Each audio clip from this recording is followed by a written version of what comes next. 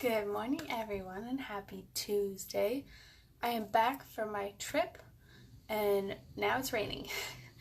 I'm here to talk briefly about responsible pet ownership because I did write an ebook called So You Want a Dog, and it's talking about all the things that you're taking on and need to consider before you get a dog. But these are for people who either are thinking about getting a pet, whatever the pet is, and what you should consider, because ultimately it's about the pet's quality of life.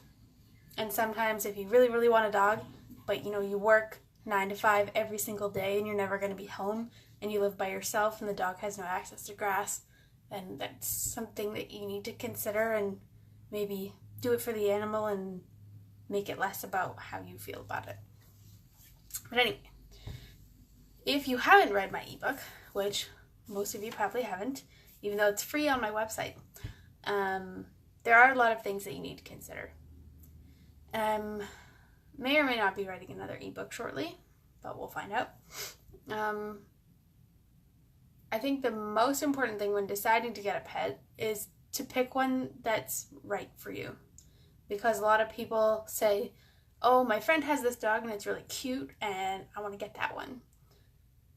You need to know about the temperament of the breed, specifically how much grooming they need, what kind of medical conditions that breed is more likely to have. You need to know how much you're going to have to spend on things like food, vet bills, toys.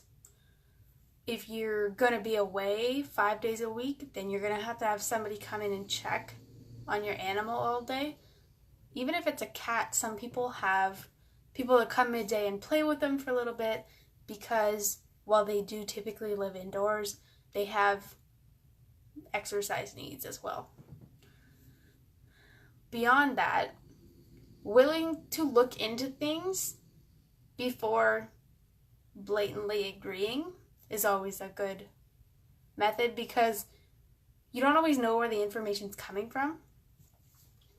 So if you do your research before you get a dog, a cat, a hamster, a bird, a fish, whatever it is, then you're going to feel more prepared. And that's ultimately what you want, because you want to take really good care of that pet. You want them to live as long as they can live, as long as they're healthy, right? So being a responsible pet parent is about looking at your pet's needs instead of your own. And people are going to say, oh, but that's what real parents do. Real parents being parents of children instead of animals. But ultimately, the principle is the same, right? They're entirely dependent on you. And while children do grow up and eventually leave the nest, animals need you all the time. All the time. Because they can't feed themselves. They can't go out for a walk by themselves. They can't organize a visit to the vet by themselves, right? So these are things that you're taking on. If you aren't going to be home, there are a lot of alternatives. You can send your dog to a daycare, a camp. You can have somebody come and visit. You can have a pet sitter come. You can have a neighbor or a family member come walk your dog or cat in the middle of the day so that they're getting exercise.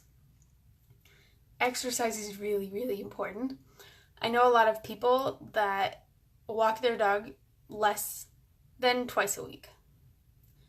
And this makes me really sad, because most dogs need to be out of their house every single day. Even if it's for 20 minutes, they need to get out of their house, because if you're in the same place all the time, they can become quite territorial. And these are the dogs that are left at home all day, and they get upset when people come in their space.